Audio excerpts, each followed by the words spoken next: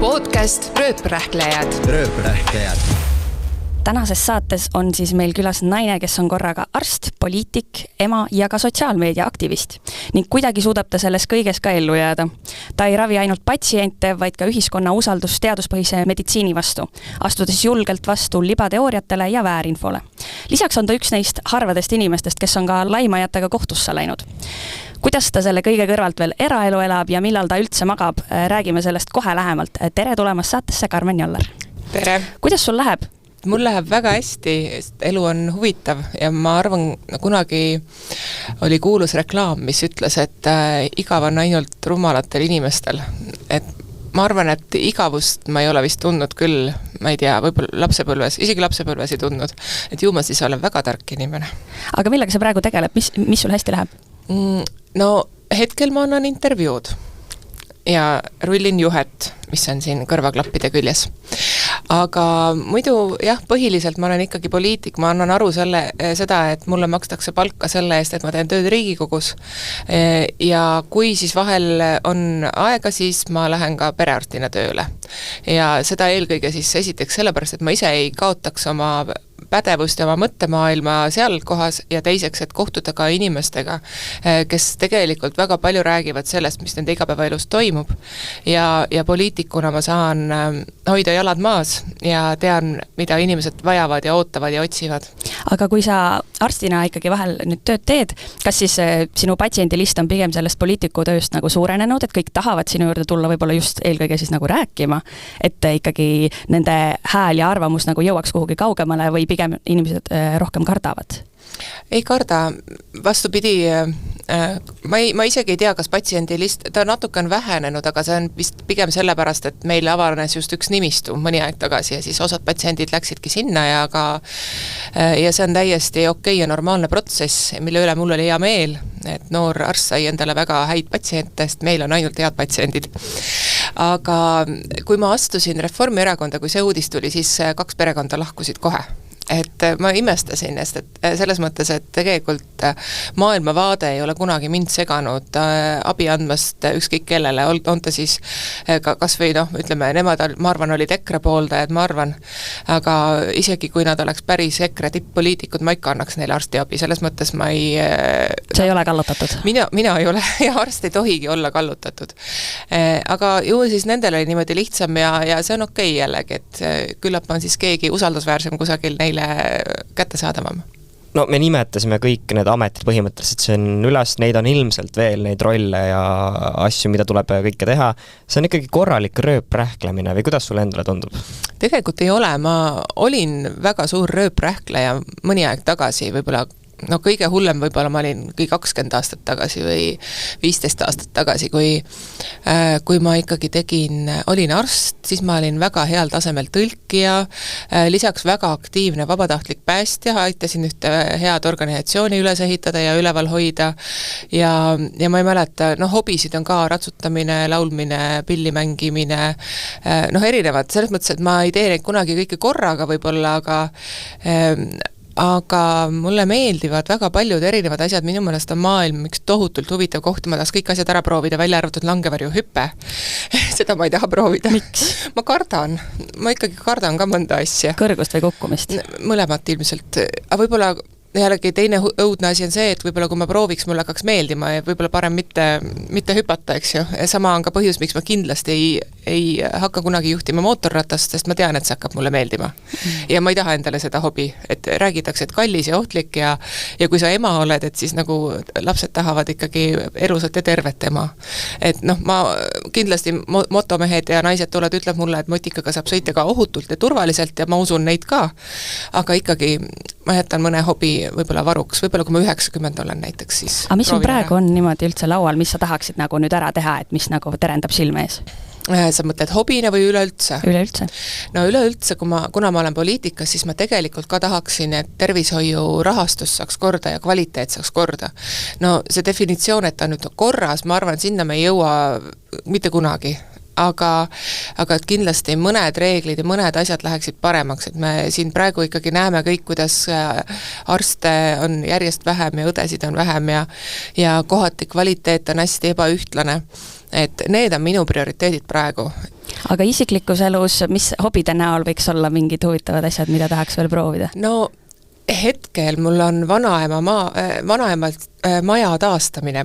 Temalt jäi mulle maja ja ma pean selle kuidagi nüüd üles ehitama ja no ma ei ole suurem asi ehitaja.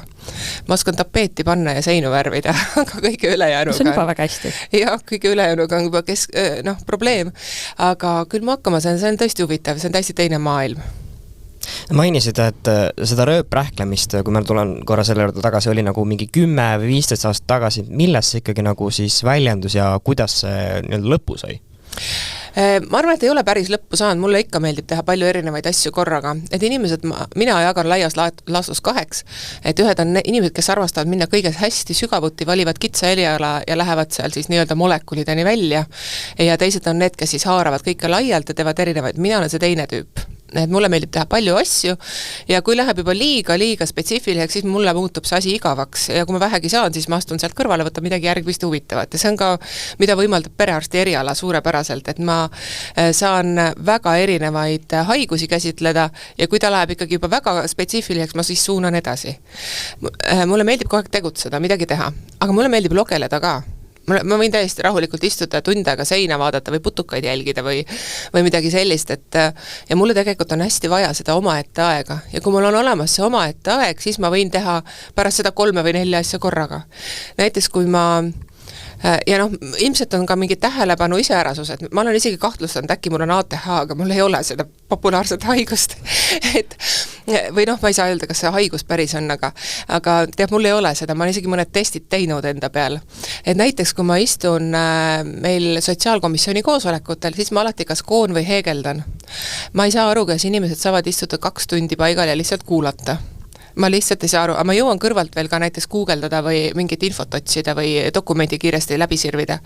Et lihtsalt inimesed on erinevad. Ma arvan, et see, kuidas inimesed tähelepanu jagavad, on ka erinev. Et see klassikaline rööprähklemine, näiteks, et ma kirjutan e-maile ja samal ajal loeng, et see, ma arvan, ei ole väga tulemuslik. Seda on ka teadusuuringud näidanud. Et noh, kui ma loen, siis tuleb info silmadest, loengust tuleb ta kõrvadest, et kui info tuleb mitmest kohast, korraga nagu ja väga nagu nõuab sarnast tähelepanu punkti, siis see kuidagi nagu, sa pead jagama ikkagi ja see ei jõua kõik kohale. Aga näiteks kui ma koon või heegeldan, siis mu käed teevad ühte asja, see on hästi automaatne, ma peaaegu ei keskendu tegevusele, aga samas mõte ei lähe rändama ka. Et kui ma pean lihtsalt pikka aega midagi kuulama, et siis mina kipun ikkagi võtma telefoni ja hakkama uudisid lugema või midagi sellist. Et ma seda ei tee, siis ma võtan oma kudumise või heegeldamise ja kirjutan siis sinna heegelkirjas kõik üles. Aga sellisel rööprähklemisel on tegelikult natuke ju nagu 2 äärmust, et kui kõik saab tehtud, siis on tunne hea, aga kui tekib selline ülestimuleerimine, et teed nii palju ja korraga, siis lõpuks võib tekkida ka tunne, et ei saa nagu midagi tehtud. Absoluutselt ja eks ma olen ka kunagi, ma arvan, selles olukorras olnud, et ma võtan liiga palju ülesandeid endale ja no see ei ütlemine on ju ka hästi keeruline, eriti kui teemad on kõik hästi põnevad. Ma ei ole üldse palju väljakutseid, millele ma olen oma elus ei öelnud, kui mul on tulnud mingisugune, no näiteks kunagi, kui ma lapsega olin kodus veel, siis helistas üks minu jaoks mulle tundmatu kolleeg, tutvustas ennast, ütles, et tema on töötervishoiuarst ja nüüd hakatakse välja koolitama töövõime hindamise ekspertarste ja meil on vaja neid arste, kes neid arste koolitavad. Et kas sa tuled koolitama? Ja kuna seda süsteemi isegi olnud olemas ja ma ei teadnud sellest mitte midagi, siis ma loomulikult ma tulen, et ma saan ise targemaks, et see on täiesti uus asi ja see valdkond oli minu elus, ma arvan, umbes 5 aastat. Ja mis tõttu täna on mul hästi palju kasu sellest, sest ka seal Riigikogus me räägime väga palju kogu sellest hindamissüsteemist, kuidas see käib ja mul on see taustateadmine väga tugevalt olemas, et kõik need erinevad asjad, mis sa võtad, nagu aitavad millelegi kaasa. Aga ma arvan, et väga oluline on ka planeerida ja vaadata reaalselt otsa oma ajale, ajagraafikutele. Ei tasu kõike täis toppida, iga minutit ära planeerida ja kindlasti, kui inimene tahab olla aktiivne, siis tuleb sisse planeerida ka aeg iseenda jaoks, lähedaste jaoks, magamiseks, söömiseks, kõigeks, mis vaja. Ja kui tahta seda teha tervislikult, nii et vaimne tervis ei kannata, siis psühholoogidel on hästi tore reegel, on 8 reegel. 8 tundi und, väga loogiline. järgmise koha peal kõik naeravad 8 tundi tööd, enamus inimesi ei kujuta ette, et nad teevad tööd ainult 8 tundi päevas ja siis on ülejäänud 8,5 on logistika, söömine, pesemine, kõik sellised asjad ja teine pool on aeg iseendale ja lähedastele. Ehk 4 tundi päevas peaks olema aega iseendale ja lähedastele. Ja enamasti, kui meil on töös probleemid, et meil ei jõua tehtud, siis me võtame just selle lähedaste ja iseenda aja pealt. Võtame seda aega ja see tähendab, et kui me seda teeme pikka aega, siis mingid vajadused jäävad kogu aeg täitmata ja seda ei tohi lasta teha. Mina avastasin üsna varakult, et kui ma lasen ennast nagu, kui ma töötan regulaarselt üle, et siis mu efektiivsus kordades väheneb. Aga kui ma hästi puhkan ja mul on aega iseendale, siis mu efektiivsus on 2-3 korda nagu suurem. Et seda ma avastasin juba ülikoolis, sest ega see arstiteaduskonnas õppimine just lihtne ei ole. Et ma ikkagi võtsin rangelt ühe päeva nädalas puhkamiseks ja see oli sellepärast nii hea, et süümekaid ei olnud, et ma ei õpi. Aga kas sul on elus olnud üldse elu jooksul olukordi, kus sa tunned, et sa tegelikult oled nagu ennast nii-öelda üle pukkinud ja et seda on liiga palju olnud ja liiga palju võib-olla kas siis enda või lähedaste arvelt? Muidugi, jaa, ikka on olnud. Ja eks siis tulebki olla aus, vaadata üle, analüüsides, mida saab edasi lükata, mida ei saa edasi lükata, enamasti on kõik juba nii, et ei saa edasi lükata, eks ju, mõnega juba hiljaks. Aga mis siis nagu teha, siis kui oledki seal 2 seina vahel ja pressib aina kokku? No jaa, aga siis tuleb rääkida nende inimestega, kellele sa midagi lubanud oled ja enamasti mõistetakse, vahel saadakse kurjaks, mõni koostöö võib-olla tulebki lõpetada, et mina leian, et ausus nagu iseenda ja teiste suhtes on kõige õigem. Ka öelda, et vabandust, aga ma jään selle asjaga nüüd hiljaks või et ma ei suuda seda tähtajaks teha. Või teinekord, ma olen ka öelnud, et ma sellele tähtaega üldse ei anna, kes ma tean, et ma ei jõua selleks tähtajaks tehtud, et ma võtan mingi asja nagu võib-olla pikemas perspektiivis ette.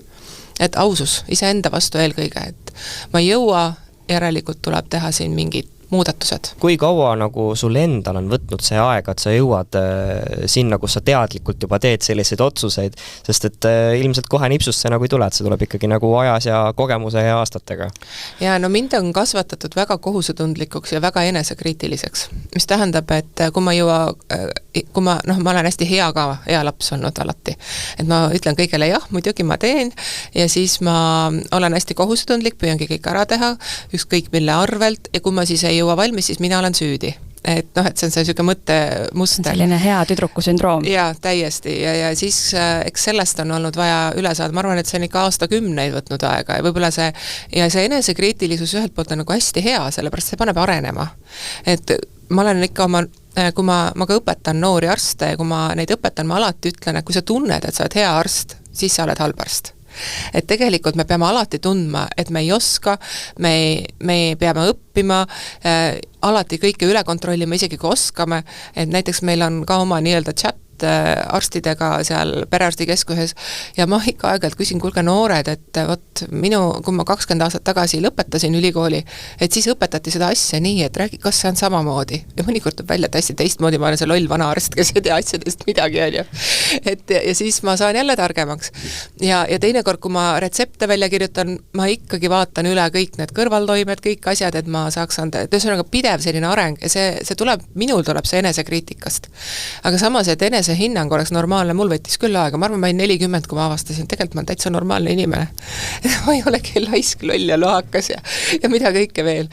Ja muidugi eluperioodid on ka erinevad, et minu elus on umbes 5 aastat olnud periood, kus ma pidingi tegema enda arvelt väga palju, sest et meie elus olid väga keerulised asjad, minu õde suri, ma sain endale tema teismelised lapsed ja nii edasi, see oli nagu hästi palju väga suuri, väga halbu asju. Ja kui see 5 aastat läbi sai, siis ma umbes 3 aastat taastusin sellest, et see ei olnud üldse lihtne. Ja ma ei leia ka, et ma oleks saanud midagi väga palju teistmoodi teha, sellepärast, et see olukord lihtsalt oli selline, sa pidid midagi tegema ja kui ma ei oleks teinud, siis oleks veel hullemaks läinud, et lihtsalt inimestel on perioodid, kus on väga raske ja sinna jäi ka muide see periood, kus meil oli ka majanduslikult väga raske, nii et ma väikeste laste kõrval tegingi igasuguseid erinevaid lisatöid sest et kui sul on peres 5 last, kellest 3 on teismelised, siis ei ole just lihtne. Rahakoha meeletu. Jaa, aga see õpetas palju ja kasvatas palju. aga tänasel päeval, no olles nüüd kogu selle suure kogemuste pagasiga põhimõtteliselt ikkagi, kuidas hoiad sina endal praegu töö ja eraelu tasakaalud? Kas see kehtib ka täpselt selle 8 reegli põhjal või on sul mingisugused endal paremad nipid? Mina olen püüdnud teha seda, et ma ei võta tööd koju kaasa. Kuigi tänapäeval kodus töötamine on hästi popp ja mulle on ka meeldinud pikka aega tööd kodus teha, aga näiteks kui ma olen kodus samal ajal lastega, siis nad miskipärast tahavad muga suhelda. Ei tea miks. Ei tea miks. Ja siis nad tahavad, et ma teeksin midagi ja siis ma näen veel, et näiteks, ma ei tea, aias oleks vaja riisuda või toas on, ma ei tea, midagi musti, et peaks pesema, aknad olid pesemata pikalt ja siis ma pesin, ma mäletan vist lõpuks 1 päevaga nad ära, aga see tähendas ka, eks et mul ei ole muid kohustusi samal ajal. Et see akna pesemine tundus nii tüütu ja selline mõttetu, aga ma ei tahtnud seda sisse kausta kellelgi, et kuidagi see kade oli vist. Et ühesõnaga ma olen õppinud ja seda, et ma ei too tööd koju kaasa, aga ikka vahel on vaja kodus töötada, aga kindlasti ma teen seda väga palju vähem kui varem.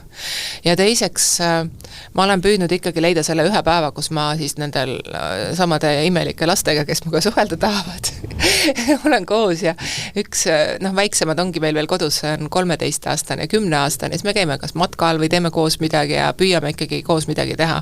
Ja nad on alati väga kurvad, kui ma pean komandeeringusse minema, sest me oleme alati koos palju reisinud, aga nüüd ma ei saa ju võtta neid kaasa, kui ma lähen, nüüd ma lähen Dalai Lamaga kohtuma, selle nädala lõpus lendan ära ja väiksem küsib, kas ma ei tohi siis kaasa tulla, et varem ma küll võisin kaasa tulla.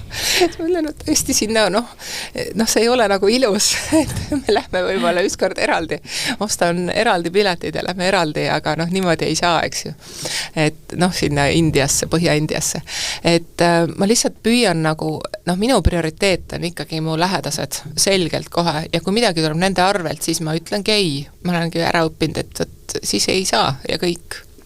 Aga nii poliitiku kui tegelikult ka arstitööga ja seal käib kaasas väga palju inimestega suhtlemist ja eriti võib-olla arstina inimesed usaldavad sulle ka oma muresid, võib-olla ka midagi natuke rohkem, et tegelikult on päris raske ju panna nii-öelda see arvutiklapp selles kontekstis kinni, et sa neid muresid endaga koju kaasa ei võtaks. Kuidas sul see on õnnestunud? Enamasti on ja seal on mingisugused refleksid tekkinud ja ma arvan, et seda on meisse ka treenitud mingil määral juba ülikooli esimestest päevadest saadik. Esiteks ma ei räägi edasi. Näiteks kui keegi sõber räägib mulle oma tervisest, siis mul on nüüd ka refleks, et ma ei räägi edasi ja mul on isegi minuga on pahandatud, et mis mõttes, et ma ju rääkisin, saaks võinud ju teistele sõpradele ka rääkida, et inimesel endal võib olla raske rääkida midagi, mida ta tahab, et teised teavad, aga ma ütlen, et aga sa ei öelnud mulle, et räägi. Et kohe refleks, et ma ei räägi edasi, et see on üks asi. Ja teine asi, ma panengi selle arvutiklapi kinni ja unustan ära. Ja ma unustan lausa niimoodi ära, et selleks, et uuesti meelde tuleks, ma pean selle arvuti lahti tegema, vaatama oma sissekandeid, siis tuleb kõik meelde hetkega. Aga mul võib see inimene olla, näiteks ütleme, praegu on näiteks vastuvõtt, mul on olnud see kogemus, et mul on inimene vastuvõtul, ma räägin temaga, mul ei jää isegi ta nägu meelde, mul ei jää mitte midagi meelde. Just kord ma mäletan, ma vaatasin, et väga huvitav kampsun on inimesel seljas. Ja ta läks ära ja siis kõik läksin poodi ja ma kohtasin seda sama inimest, ta ütles mulle tere ja ma nägin seda kampsunit ja siis tuli mulle meelde, et ma nägin teda. Ehk et ma olin pool tundi tagasi teda kohanud, ma ei mäletanud ta nägu ja ma ei mäleta ka seda lugu. Et see on kuidagi selline kaitsereaktsioon, ma arvan. Aga teine on muidugi, teinekord, kui need lood on väga puudutavad, siis ma ikkagi väga pikalt endas analüüsin, kolleegidega võib-olla räägin, arutan, et endast välja saada seda valu ja seda õudust, mida ma teinekord kuulen, et see on väga õudne. Et selle tõttu on perearstitöö väga hea, et me näeme väga positiivseid asju. Meil on näiteks laste vastuvõtt, beebisid päev otsa vaadata ja nunnutada, see on ju väga lõbus. Aga samas me kuuleme ka neid raskeid asju, keegi, kes võib-olla patsiendiga oled ju lähedaseks saanud tegelikult 10 aastaga, võib-olla ka 20 aastaga ja ta näiteks sureb mingil põhjusel, on ta siis ootamata või oodatud, et me elame ikka neid päris raskelt üle ja siis meil on kolleegid, kellele toetuda. Aga kuuldes nüüd kõike seda, mul tekibki küsimus, et seal on see tore faktor ka, loomulikult on halb asju ka, aga millal ja kuidas üldse tekkis see huvi, et meditsiin on see, mida ma tahan õppida ja perearst on see, kelleks ma tahan saada? meditsiini vastu, et ma arstiks tahan saada, seda ma ei tea, kuidas see tekkis, see on mingisugune täiesti sisemine kutsumus, ma olen teadnud seda täpselt nii kaua, kui ma ennast mäletan. Ma arvan, et ma ei osanud sõlme teha igatahes, ma pidin 2 või 3 aastane olema, kui ma mängisin arsti ja mul oli nii hea meel, kui mu pearätik oli sõlme jäänud, väiksed lapsed, minu lapsepõlves kandsid pearätikuid õues suvel ja ta oli sõlme jäänud, siis ma panin ta nagu tagurpidi pähe, tõstsin üles selle 3-nurga niimoodi eest, siis ma olin arst ja niimoodi ma mängisin arsti. Ja ma arvan, ma olin mingi väga-väga väike. Nii et ma ikkagi pidin ronima kõrgel, et saada kõrgelt rätik kätte ja kõik siuksed tähed, et väga kaua. Ma ei tea, miks. Aga perearstiks ma tegelikult tahtsin psühhiaatriks saada. Aga siis ma sattusin internatuuri ajal perearstide sinna tsüklisse ja mul hakkas meeldima. Vaatasin, et täitsa huvitav, et ei olegi nii igav, kui mulle algul tundus see eriala ja nüüd ma arvan, et see on nagu parim valik üldse. Ja noortele tegelikult perearsti eriala on ahvatlev, sest et see on, nagu mulle üks noor kunagi rääkis, et sa saad tipptasemel tööd teha, ei pea olema Tallinnas ja Tartus, sa võid olla ka täiesti maakolkas ja võid olla täiesti tipptasemel arst. Et paljud erialad seda ei võimalda üldse. Lisaks sa saad töötada palju ka kodust, kes soovib, saad oma tööpäevi valida, ei pea öösel töötama, nii edasi, patsiendid tulevad, sa tunned neid, see on kuidagi nagu turvalisem. Et ühesõnaga perearsti eriala tegelikult on populaarne. Aga kas sa kooliajast mäletad ka, et mis olid kõige suuremad katsumused üldse seda eriala õppides? Ülikoolist mõtled, jah? No kõige suurem katsumus oli kohe alguses, et pidi hakkama pähe õppima asju. Ma olin kooli ajal selline nutikas õpilane, ma ei pidanud kodus üldse peaaegu õppima, ma sain kõik füüsikat ja keemiat, need lendasid. Keemiat meil tegelikult õpetati väga vähe, et kui keemiaga tekkisid kohe raskused ülikoolis. Aga sisseastumiseksam oli matemaatikas, nii et sellega sissesaamisega mul muresid ei olnud. Ja siis tuligi hakata kõvasti pähe õppima ja see oli minu jaoks hästi raske. Aga lõpuks ülikooli lõpuks ikkagi oli niimoodi, et kui 100 lehekülge oli vaja homseks pähe õppida, see on mingi probleem. Tekkisid omad õppimistehnikad, et see väga huvitav oli nagu fotomälu, et umbes 10 sekundiga lugesin läbi 1 lehekülje, jagasin ta kuidagi 3, siis vaatasin läbi nii ja mul jäi kõik meelde ka, et see mälu oli ikkagi väga treenitud. Nüüd ma enam kahjuks nii võimekas ei ole, nüüd läheb kauem aega. Sa ennist mainisid ka, et kuidas sa olid küsinud vist mõnelt tudengilt, keda sa ka õpetad, et kuidas tänapäeval seda asja õpetatakse versus siis sinu ajaga. Mul tekkis selline küsimus, et kas pigem on keerulisem noortel praegu õppida meditsiini, kuna see on niivõrd palju edasi arenenud, või siis rohkem nendel vanakooli arstidel leida aega enese täienduseks, et ajaga kaasas käia? Ma arvan, et see on mõlemat on keeruline. Meie ajal õppimine oli üldse teistmoodi, et olid esiteks paberist konspektid, mis me kirjutasime ju ise ja kui see loengus ei olnud, siis tuli kelleltki konspekt küsida või siis leida raamatukogust. Et pidi nagu seda paberite paljundamist oli päris palju, ma mäletan, aga tänapäeval on kõik materjalid, konspektid on olemas, nad saavad kohe internetist vaadata, ja info on ka üldse online'is väga palju kättesaadav ja olemas, et me omal ajal ikka meeletult pidime otsima, et millises raamatus mingit infot on ja see raamat tuli raamatukogust tellida ja siis seda oodata, et tänapäeval me ei kujuta ette, et me infot niimoodi hangime. Et selles mõttes võib-olla oli tollal veidi keerulisem, aga jaa, praegu on niivõrd palju seda, ma ei kujuta ette, kus nad kõik meelde jätavad kogu selle info, et ma ei tea, muidugi arstina ka on hästi oluline ennast pidevalt täiendada ja kui arst lõpetab enda täiendamise, siis ma arvan, ta vajab väiksemat töökoormust, lihtsalt selleks, et ta oleks jaksu ennast täiendada.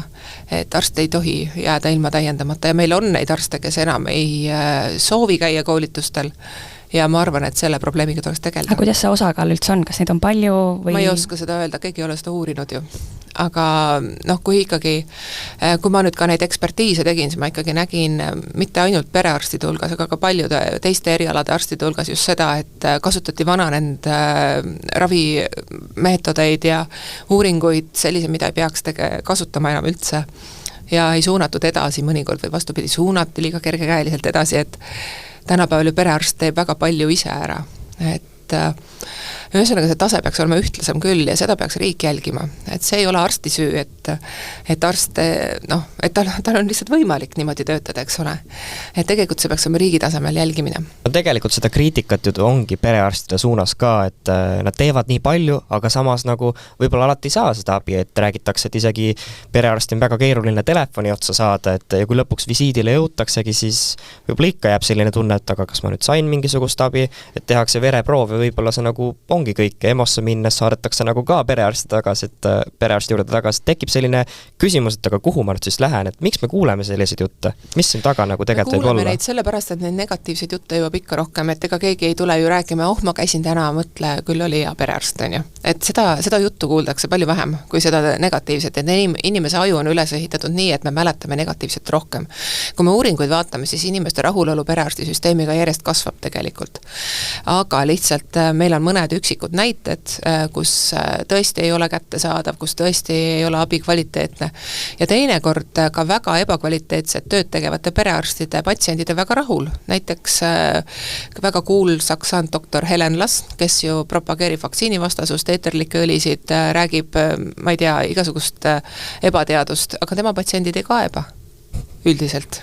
Ehk et lähevadki tema juurde need patsiendid, aga tegelikult need patsiendid ei saa kvaliteetset meditsiinilist abi, kui nende perearst ei usu vaktsiinide toimesse näiteks. Aga kuidas see üldse võimalik on, et perearstina tegutseb selline inimene, kes ju tegelikult ei seisa oma õpitud tõdede eest? Kas see litsentsi ei võeta kuidagi ära selliste asjade eest? Millist litsentsi ma küsiks selle peale? Kas perearstidel ei ole mingisugust... Ei ole, arstidel Eestis ei ole vaja üldse mitte mingit tegevusluba, et see on üks probleem, mida me praegu lahendame ka ja mida ma olen hästi palju ka seal samas ministeeriumis rääkinud, Terviseametiga arutan neid asju, et me püüame praegu seda lahendada. Eestis on selline süsteem, et tegevusluba antakse asutusele ja asutus siis vastutab oma töötajate eest, aga kui meil on asutus, mille omanik on üks perearst näiteks, siis ta vastutab iseenda eest ja kui ta teeb ebakvaliteetset tööd, siis saab, heal juhul saab asutusel litsentsi ära võtta, aga siis ta teeb ju uue asutuse.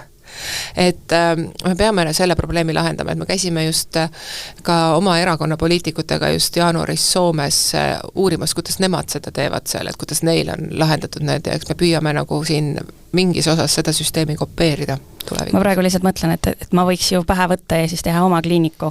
No ei saa, sest et siis peab ikkagi mingi arst ka tööl olema. Okei, aga kui fiktiivselt panen nagu kirja, on ju, et Karmen Jollar mul töötab, et siis saan litsentsi ja siis võin teha, mis tahan. Jah, põhimõtteliselt küll, aga mina pean vist omanik ka olema. Okay. Aga mitte keegi ei keela teha ühte, Delfi kliinikut näiteks, ma ei tea, minu meelest see kliinik ei ole, nagu see sõna ei ole nagu keelatud kasutada, võib-olla ma eksin siin. Aga meil on igasuguseid ise hakanud terapeute ja ma ei tea keda, et ses mõttes nagu ei ole ka väga probleem.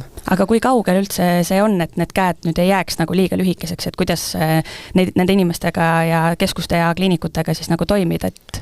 No praegu Terviseamet teebki seda tegevuslubade süsteemi ümber, aga kuna see on hästi suur muutus, siis see võtab aega ja mingid muudatused tulevad. Näiteks me avastasime ka seda, et Eestis ei ole olemas sellist arsti nagu üldarst, ehk arst, kes nagu seaduste tasandil ei ole olemas, aga praktikas nad töötavad igal pool. Et me tahame ka seadustada üldarsti olemasolu. Ehk et meil ei ole vaja, et kõik arstid oleksid eriarstid, perearst on ka eriarst tegelikult. Aga on olemas ju üldarstid, kes saavad väga-väga palju aidata, nendes erakliinikutes väga paljud arstid on üldarstid, on ka eriarstid, aga on ka perearstikeskustes töötavad, haiglates töötavad. Mis see üldarst täpsemalt tähendab? Ta lõpetab ülikooli ja ta on arstikutsega. Tal ei ole spetsiifilist eriala. Et ta teab selliseid üldiseid asju. Et ta võib kõike teha põhimõtteliselt? No ta võib teha kõike kuni erialade piirini.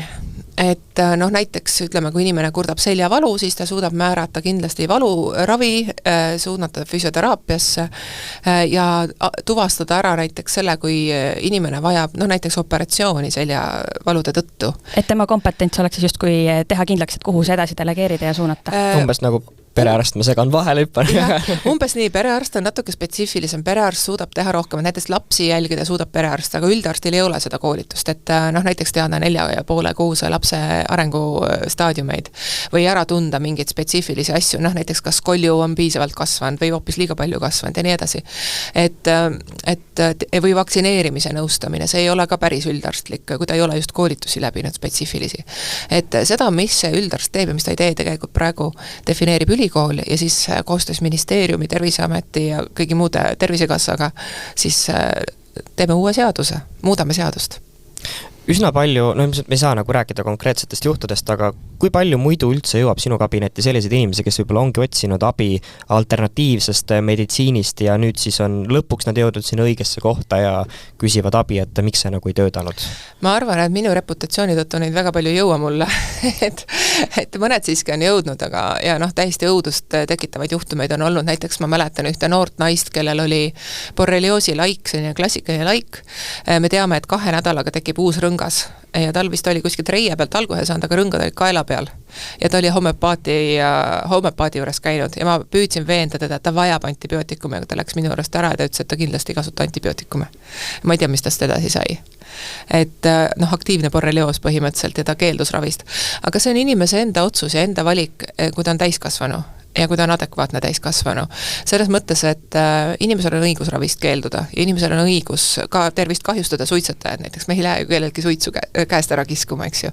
Et see on inimese õigus ja tema enda otsus, et tegelikult seda peab austama seda, see on tema vabadus. Ja mina kunagi ei suru peale, aga näiteks mul on ka vaktsiini vastaseid lapsevanemaid ja ma teen alati nagu veendun selles, et nad saavad aru, et nad saaksid vastused oma küsimustele, aga kui nad ikkagi otsustavad mitte vaktsineerida, see on nende õigus. Ja ma ei sunni mitte mingil moel ega püüa nagu veenda ümber neid.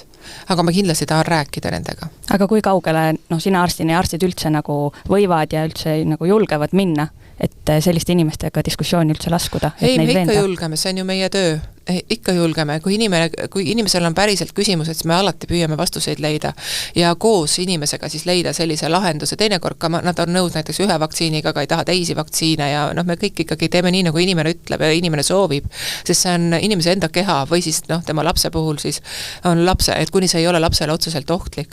Näiteks kui meil oleks suur leetriepideemia ümberringi, ma arvan, siis juba need inimesed tuleks ise oma lastega vaktsineerima. Enamus vähemalt tuleks, väga üksikud võib-olla ei tuleks.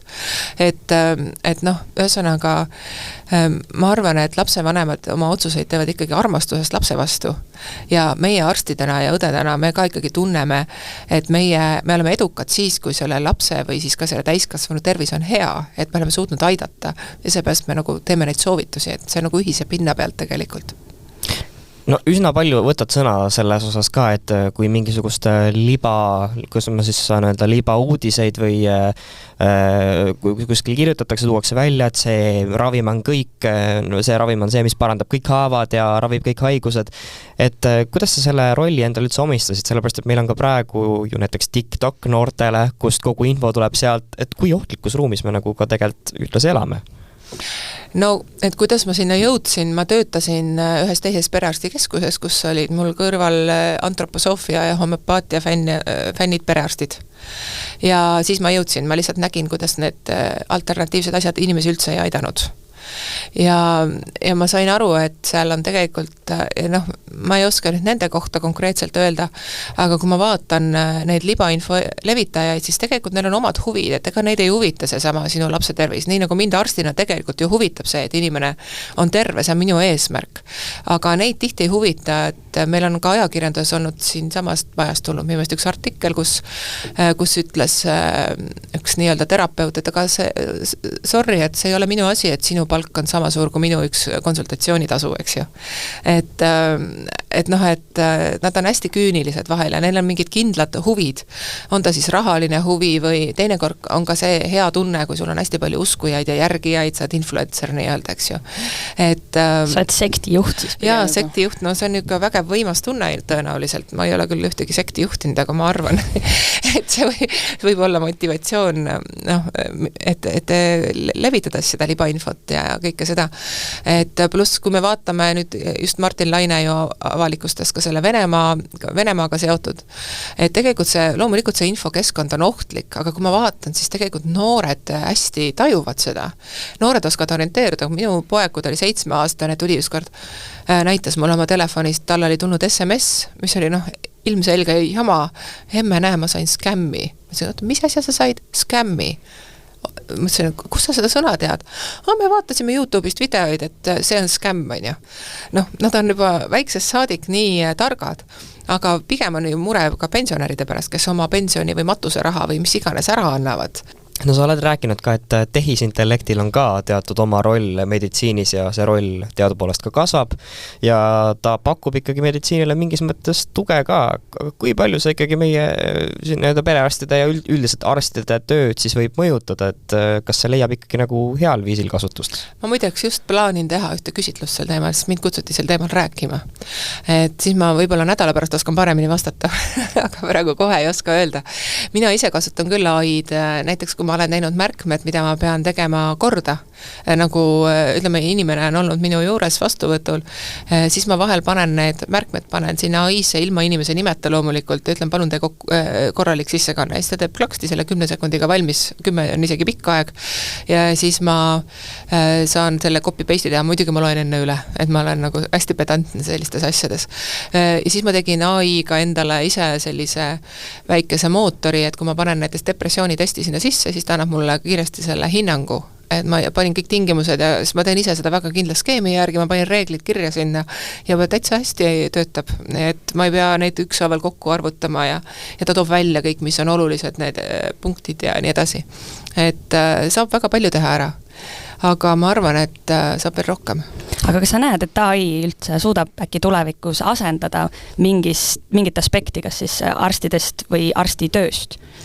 AI-ga on tehtud väga huvitav uuring, seda just tsiteeris eile üks doktor Terviseameti konverentsil ja see uuring näitas seda, et ühesõnaga pandi arstid veebi teel nõustama inimesi ja siis pandi ka AI nõustama veebi teel. Ja nad andsid nõuandeid ja olid täitsa toredad nõuanded, AI andis ka väga häid nõuandeid, aga mis väga selgelt eristus oli see, et AI oli inimlikum. ja see on täiesti nagu õiges, katsuge panna AI ennast solvama. Kas me peaksime kartma? Vaat mul tekkis see sama küsimus, et kas me peame kartma. Et vaata, arst on ikka inimlik ja seda, et kui me vaatame neid kaebusi, mis laekuvad tervishoiuasutustesse, siis 80% sellest on suhtlemise tasandi kaebused. Et vahel on meedik ebaviisakas, vahel ei saada aru üksteisest, vahel jääb midagi ütlemata. Et kui arst on väsinud ja välja vihastatud, me ütleme küll halvasti teinekord. Ma arvan, et mina olen ka vahel inimesi solvanud. Kui see on välja tulnud, siis mul on alati väga piinlik ja ma alati vabandan, aga me võib-olla mõnikord ei vabanda ka, sest teinekord on patsiendid ka väga ebaviisakad. Ehk et kui patsient on väga keerulise iseloomuga, siis teinekord ja selle kohta muide on ka tehtud teadusuuringud, et inimene, kes on arstide ja õdedega ebaviisakas ja ülinõudlik, ta saab tegelikult halvemat abi. Sellepärast, et meedikute tähelepanu kulub rohkem sellele, kuidas ennast väljendada, mitte seda, mida tuleb inimesega teha. Aga AI-d ei saa ju selles mõttes väga endast välja viia. Et võib-olla siin on see AI eelis. Aga kindlasti AI saab juba praegu, ta annab täitsa adekvaatseid nõuandeid. Ma olen täitsa kontrollinud. Ja kui ma ise AI-d kasutama pean teinekord, ta ütleb, et pöörduge perearsti poole, ma olen perearst, et kas sa unustasid juba ära? Siis ta ütleb, vabandust, ja siis ta ütleb, et näiteks, et aga siin palun, et selle inimesele veresuhkur veidi kõrgem, et suunada endokrinoloogile. Ma oskan ise tegelda sellega, et ma ei pea seda et jätta minu otsustada, kui ma edasi suunan, on ju. Et anna sisulist nõuannet, et sa pead nagu suunama ikka seda AI-d. Et selles mõttes ka, et nii nagu guugeldades, ma arvan, AI-ga peab ka ise tark olema. Et üks mu hobidest on ratsutamine, et hobune läheb ikka sinna, kuhu sa teda juhid või rumalast peast siis juhid valesti, eks ju, arvad, et hobune on rumal. Et tegelikult on ratsanik rumal, et sama on ka AI ja guugeldamisega, et kui see inimene, kes ta kasutab seda tööriista ei oska, siis ta võib muidugi pange panna. Et tegelikult ikkagi nagu päris tavainimesel võib-olla ei soovitaks täiesti AI pealt meditsiinilist nõu nagu tõepähe võtta? Mõne asja puhul kindlasti, kui ikkagi ma arvan, et AI eelis võib-olla arsti ees teinekord on isegi see, et ta suudab panna detaile tähele, sellised, mida mina alati näiteks võib-olla ei märka. Et mida ma olen teinud, kui on väga keerulised lood, siis jällegi ilma nimeta, ma olen öelda ala näiteks, ma ei tea, naine 45 ja pannud, kopeerinud mingid haiguslood ja ütlen, tee palun kokkuvõte, siis ta teeb seal kokkuvõtte, ta toob välja mingisugused sellised asjad, mida ma ise ei märka. Aga sinna juurde ta toob mingid hästi lolle asju. Et jällegi ilmselt ma ei oska nii hästi kasutada ja AI tegelikult tänapäeval veel meil ei ole minu teada kusagil päriselt nagu nii-öelda meditsiiniseadmeks päriselt saanud, et mingi kitsas rollis, võib-olla näiteks radioloogias kasutatakse AI-d päris palju ja veel mõnes kohas. Aga et niimoodi, et inimene tuleb ja saab arstlikku nõu AI käest, et nii nagu kõigi tööriistadega, kui sa ikkagi haamriga naelale pihta ei saa, siis ei ole haamer süüdi, on ju. No hästi palju sotsiaalmeedias tegelikult on praegu ka mingisuguseid, tahaks öelda, et meeme või selliseid naljaasju, et mingi umbes 10-20 aasta pärast arstid on arvuti on ees, patsient istub ka ja siis ChatGPT on lahti, et patsient räägib mulle seda, mis tal viga on, et kas see on nagu päriselt nali või siin võib mingi tagamõttega olla? Praegu juba niimoodi, et teinekord mõnda asja, mina olen näiteks küll väga sageli ka guugeldan, ma ütlen ka patsiendile, oodake, ma pean guugeldama. Et ma üldse ei häbene seda, sest kunagi Google'i eelsel ajal ma ütlesin vabandaga, aga nüüd ma pean võtma raamatu lahti ja võtsin suure paksu raamatu riiulist, hakkasin lugema seal patsiendi juures olekul. Et ma arvan, et arst, kes ei kasuta ühtegi töövahendit, ongi see arst, kelle kohta ma ütlen, et on halb arst, seepärast, et me ei saa kogu aeg kõike teada. Võib-olla 19. sajandil me saime olla korraga pastorid ja arstid, eks ju, et lõpetasime ülikooli ära ja siis oli 6 eriala kohe, kes läks juristiks, kes läks pastoriks ja kes läks arstiks. Aga tänapäeval, me peame ikka kogu aeg juurde lugema, guugeldama, AI-tama, mida iganes. Et kusjuures juba 2018 mina rääkisin seda, et meil on vaja kõnetuvastust, et kui mina räägin patsiendiga, siis on kõrval mul mingi asi, mis salvestab ja teeb kokkuvõtta meie vestlusest. Ja tänapäeval see on ju võimalik, eks ju. Et tegelikult see ju vähendab seda tööd arvutiga, võimaldab mul inimesele otsa vaadata rohkem. Mina saan inimesele hästi otsa vaadata, siis ma valdan pime kirja arvutis, ma klõbistan, see on see rööprähklemine nüüd jälle, eks ju. Vaatan inimesele otsa, ta räägib mulle, ma samal ajal kirjutan arvutisse. Ja vahel, kui ma äkki tunnen, et ma ei kuule enam inimese kõnet, siis ma ütlen, et oodake, ma nüüd kirjutan lõpuni ja vaatan lõpuni ja siis suhtlen edasi, et nagu jälle see ausus enda ja teiste vastu. Aga et ma arvan jah, et AI on juba tänapäeval reaalsus, noored kasutavad päris palju, arstid ka, õed ka, aga ma ei tea täpselt jah, kui palju ja kuidas, et seda ma kindlasti tean varsti rohkem. Võib-olla tulevikus siis peaks õpetama koolis hoopis noori arste, et kuidas promptida seda AI-d nagu õigesti. Jah, ja kindlasti on ka, eks ju, kui on ju olemas nende ChatGPT-l on nii nimetatud projektid, et näiteks selle sama depressioonitesti tegemise tuvastamiseks ma ka tegin projekti, et seal on kindlad reeglid on juba sees ja ma panen sinna lihtsalt. Või siis on ju meil olemas ka spetsiifilised AI-d, näiteks juriidiliste tekstide jaoks ja kindlasti on ka tervishoiu või kuidas planeerida oma päevakava näiteks, kõik sellised asjad, et need lähevad ka meditsiinis käiku. Et meil on ju vaja teha töögraafikud näiteks, eks ju. Et ka sellised lihtsad haldamise tööriistad on olulised. No me oleme siin terve saade rääkinud ka meditsiinist ja korra saate algul ikkagi saime mainitud ja läbivalt ka, et põhiline roll ikkagi sul praegu on poliitikas, et see on see, mille eest sulle ikkagi seda põhilist palka makstakse ja vahepeal siis perearsti töö jääb ka sinna kuskile keskele. Miks sa ikkagi tegid selle otsuse, et nii, ma ikkagi lähen poliitikasse ja nüüd on nii? No veel 2 nädalat enne otsuse tegemist ma olin täiesti veendunud, ma ei lähe mitte mingil juhul poliitikasse. Aga siis, seda vist räägivad kõik. Ma ei tea, kas kõik räägivad, aga mõni ütleb täiesti ausalt, ta on kogu aeg tahtnud poliitikuks saada. Ma olen nüüd ju huvitunud ka nüüd oma kolleegide käekäigust, et see on päris huvitav olnud, kuidas keegi on siis jõudnud sinna. Ja ma väga imetlen neid noori, kes juba praegu teavad, nad tahavad, ma ei tea, tulevikus olla peaminister näiteks, eks ole, et minul seda ambitsiooni küll mitte kunagi ei ole olnud, praegu ka ei taha, et jumala eest ma peaministriks ei tahaks saada. Kusjuures mul on teiste riikide poliitikud seda küsinud, kas ma sooviksin saada peaministriks. Mõtlen, et ei, meil on selleks teised inimesed. See on ainus küsimus, millele sa siis vastad nagu ei. Et algus sa ütled kõigele jaa, et see on siis ma olen ikka õppinud muudele asjadele ka ei vastama tänapäeval juba. Ma olen juba nagu targaks saanud mõnes asjas. Ja. Aga ma tegin otsuse sellepärast, et mul oli päriselt hirm, et meil tuleb jälle EKREIKE valitsus või midagi sarnast. Et ma ei tahtnud mitte kuidagi, sest ma nägin seda viha ja vihkamist, mida see üks partei külvas. Ja nüüd on, see ei olnud ainult see üks partei, aga põhiliselt, et kuidagi see ongi nagu nende retoorika. Mulle see ei sobi, ma ütlen kohe ausalt, mulle üldse ei sobi. Need EKRE liikmed, kui ma nendega niimoodi üks ühele suhtlen, normaalsed inimesed tunduvad, aga kui nad lähevad avalikkuse ette, miks nad peavad niimoodi ütlema inimeste kohta, et kuidagi nagu sihilik, ma saan aru, et see on strateegia, et see ma ei kujuta ette, miks nad nii teevad. Mul oli see hirm ja siis ma mõtlesin, ma teen absoluutselt ükskõik mida, et ei juhtuks nii jälle. Ja see, et ma pääsesin Riigikokku, minu jaoks oli üllatus, aga teised, kes ütlevad, kes poliitikat rohkem teavad, ütlevad, üldse ei olnud üllatus, et sa ju tahtsidki ju poliitikasse minna.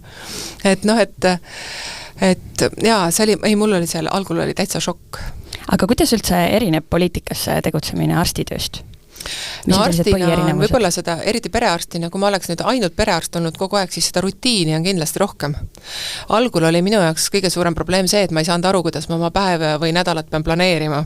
Eriti kui oli see õudne juntimine ja Riigikogu töö blokeerimine alguses.